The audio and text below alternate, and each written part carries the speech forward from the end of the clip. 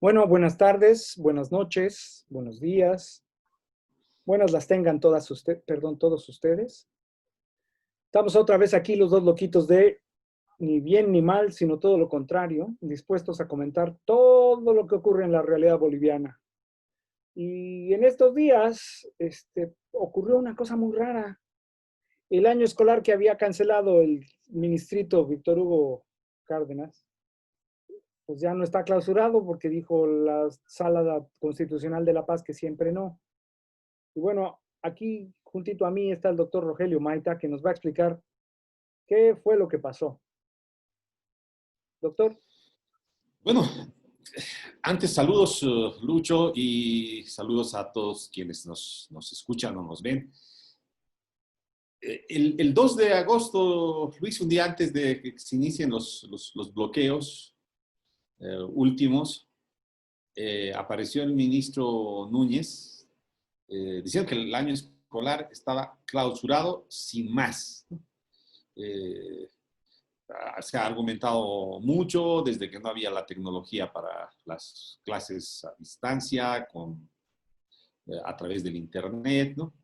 Eh, y bueno, entre contradicciones y contradicciones, lo único que quedó claro es que ya no había más la posibilidad de que hayan clases este año, ¿no? Y eso ha generado bastante eh, rechazo de la gente, ¿no? Uh-huh. Creo que el derecho a la educación es un derecho fundamental, lo tenemos asimilados todos acá y ha sido una conquista eh, social duramente peleada, ¿no? No nos olvidaremos que históricamente no, aquí todo, en Bolivia no todos tenían derecho a la educación, ¿no? Eso ha sido una conquista social. Eh, pero bueno, en ese marco finalmente alguien presentó lo que se llama una acción popular, ¿no? Esto, Lucho, para ponerlo claro, es un procedimiento que se utiliza cuando se violentan o transgreden derechos constitucionales, ¿no? Específicamente se habla de derecho abstracto, en este caso que el derecho a la educación es de todos, ¿no? Entonces, Uh-huh. entra dentro de esa categoría así de abstracto, no es el derecho a la propiedad de una casa de alguien, es algo que es de todos, ¿no? Entonces, por eso se inició esa acción popular. Es una acción rápida, porque se estaría transgrediendo un derecho básico, fundamental, ¿no? Uh-huh. Y la ley establece que se presenta la demanda ante una sala constitucional, ¿no? Lo que se dice se traslada a quien estuviese transgrediendo ese derecho, en este caso las autoridades del Estado, del gobierno actual, ¿no? Y se lleva adelante una audiencia. ¿Ya? Y en esa audiencia el juez escucha el argumento de una parte, escucha el argumento de la otra y decide en el acto, sin más Exacto. trámite burocrático, exactamente. Y se hace así porque los derechos fundamentales merecen ser resguardados rapidísimo, de inmediato, ¿no? O sea, no podemos darle dando vueltas en los procesos largos que no tiene acostumbrado la justicia boliviana y la justicia en general, todo el mundo, ¿no? Uh-huh. Y eso ocurrió. Hace unos días una sala constitucional recibió una audiencia a las partes y finalmente dijo, no, acá se está transgrediendo un derecho fundamental que es el derecho a la educación con la clausura y de alguna manera para nosotros pues desclausuró el año escolar. Y eso ha generado reacciones de uno y de otro lado, cierto grado de desconcierto, inclusive probablemente en algunos de los estudiantes. Y así estamos en este momento en las cosas, Lucho. Uh-huh. Bueno, a mí me gustaría recordar que en la mitad de lo que llaman la vida republicana de Bolivia, es decir, casi 2 siglos, no había derecho a la educación para los pueblos indígenas. Las naciones originarias de Bolivia no tenían derecho a educarse hasta hace 90 años. Ahí está el ejemplo glorioso de Guarizata, las primeras escuelas. La educación no es nada más un derecho, ni fue graciosamente otorgado por esa democracia republicana que gente como Carlos Mesa defiende con el más alto honor. No, la conquistaron los indios de facto creando escuelas y educándose. La educación en Bolivia es un bien, además, atesorado por la gente, yo lo tengo clarísimo. Ese atentado contra el derecho me parece lo menos notable, pues, ¿no? Porque por un lado, gente como Arturo Murillo o Yerko Núñez, Luis Fernando López, pueden primero decirte bestia humana y después te dicen no tienes derecho a ir a la escuela o tus hijos no tienen derecho a ir a la escuela, ¿no? Y dejan inermes a nuestros hijos. Nos cancelan el futuro con esas acciones o pretenden cancelar una parte de ese futuro, ¿no? Que es el horizonte interno de cada familia popular, en el Alto, en la zona sur de Cochabamba, en Plan 3000, en las provincias, en todo el país, de darle una mejor vida a los chicos. No sé, ¿cómo ves tú esto de lo que hace rato llamabas la desclausura del año escolar? Pero yo creo que pese a todas las reacciones negativas, era necesario volver las cosas a su cauce y que en medio de todos esos cruces de declaraciones, el gobierno está mintiendo, ¿no? Bueno, yo retomo un poco lo que dices, ¿no? No está muy lejos en nuestra memoria cómo la gente de las comunidades, ¿no? De los barrios populares, de nuestras ciudades, o sea, hacían acción comunal para hacer caminos, para hacer la construcción de las escuelas, como ahora todavía en varios de los barrios de nuestras ciudades, en las comunidades, ¿no? O sea, sigue esa labor de acción comunal, ¿no? O sea, para arreglar la infraestructura, para cuidar que los profesores tengan las condiciones para educar a las futuras generaciones, ¿no? Y en medio de todo eso, o sea, la desclausura ha generado reacciones, digamos, contrarias, ¿no? Y tenemos las declaraciones de Murillo, las declaraciones de Víctor Hugo Cárdenas, ministros de este gobierno. Y no sé, ¿qué te parecen a ti ahí esas declaraciones? ¿No? Murillo diciendo que está dispuesto a ir a la cárcel y Víctor Hugo Cárdenas que va a dar la lucha para que el año escolar siga clausurado. Pues ahorita estoy poniendo en la pantalla el titular de una nota del famoso Pasquín Nacional, página 7, que dice, Murillo, prefiero que mi hijo se quede ignorante a que se contagie en clases. A lo largo de la nota, el afamado ministro de gobierno, entre otras cosas, le pregunta a un periodista si mandaría a sus hijos a clases presenciales, ¿no? Y dice, yo estoy saliendo a trabajar, yo estoy saliendo a dar todo de mí para ayudar al país. Y entre 50,000 cosas que dice, como suele hacer, y ya no lo vamos a ver más, el señor amenaza con quebrar todas las leyes que sean necesarias para proteger a los hijos. Qué fácil, ¿no? O sea, para alguien como Arturo Murillo decir, mira, cualquier ignorante puede ser ministro de gobierno. Hasta mi hijo podría ser como yo. Eso, que no necesariamente es positivo, nos demuestra ¿cómo lo llamaríamos? La poca valoración que tienen en este gobierno por los derechos de las personas, por los derechos de los bolivianos. Murillo se olvida de que trabaja para el gobierno y que el gobierno trabaja para los bolivianos, que es su labor en abstracto, no solo defender a los bolivianos y protegerlos, sino cumplir con la ley, romperlas, saltárselas, si son crímenes o no, y si tiene que ir a ver a la cárcel o no, son decisiones que no le corresponden. Esas son decisiones que se deciden en cortes, no en su despacho.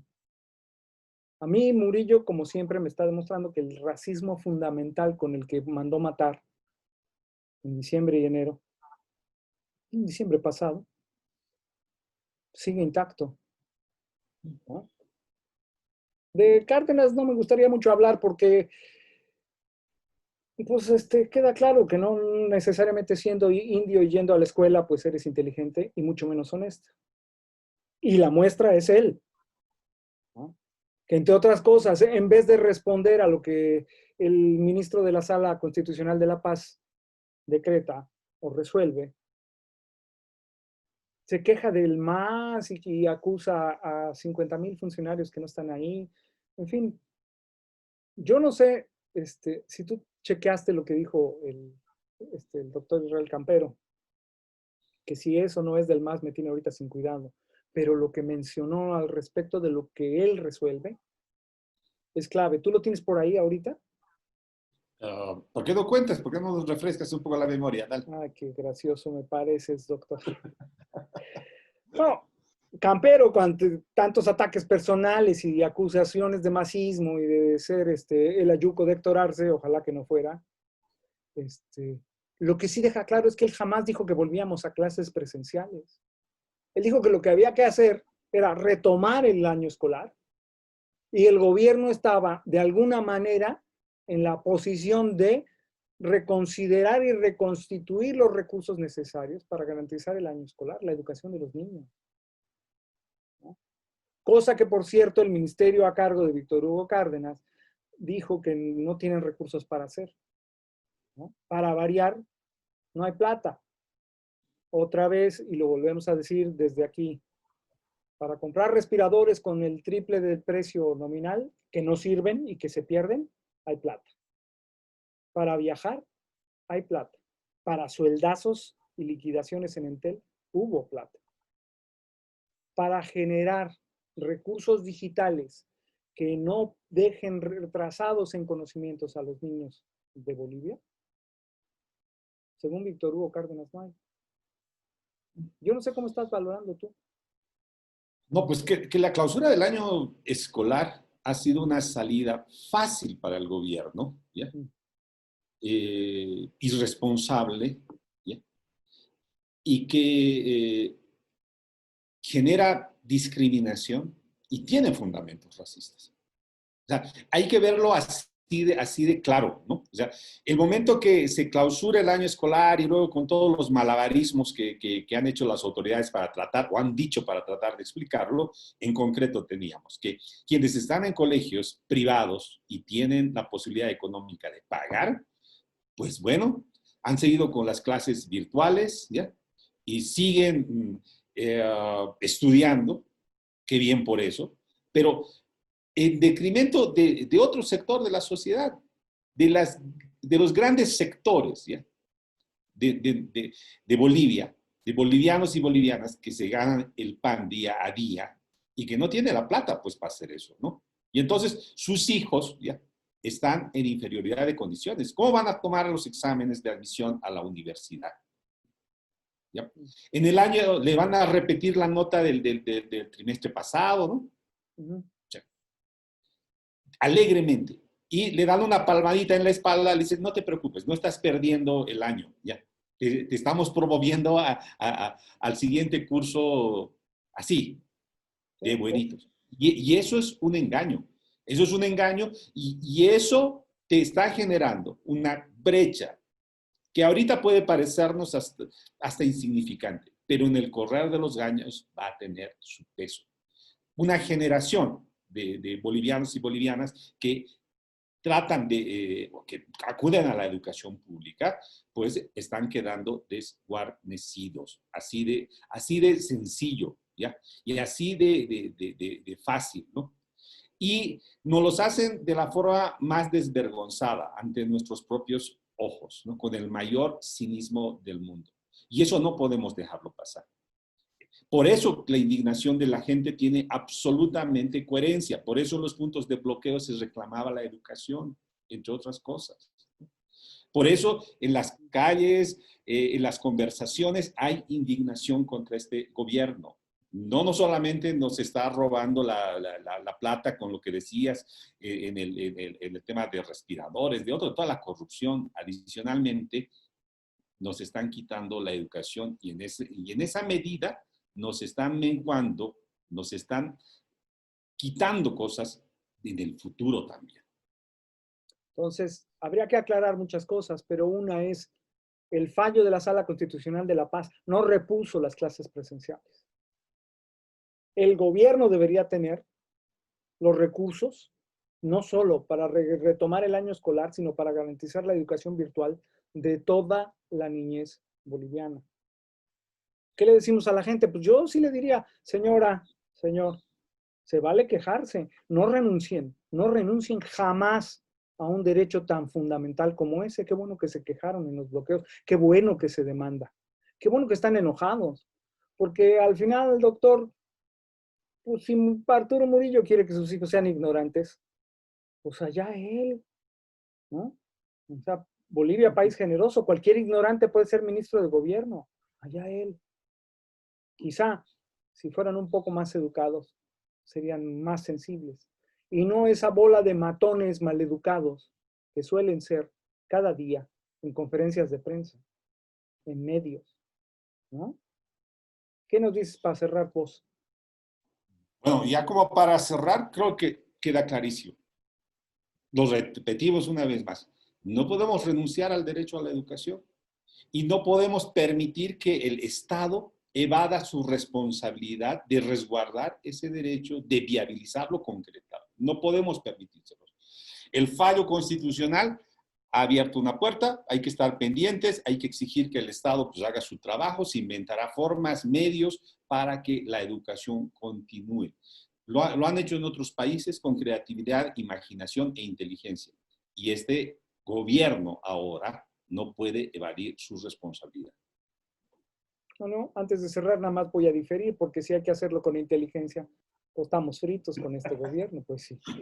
Pero lo siento, ¿no? Entre ignorantes y tontos, pues ¿qué vamos a hacer? En todo caso, pues aquí nos vemos prontito, ¿no? Dejamos aquí esta cosa que el doctor Rogelio Maita y yo llamamos ni bien ni mal, sino todo lo contrario. Y nos vemos a la otra.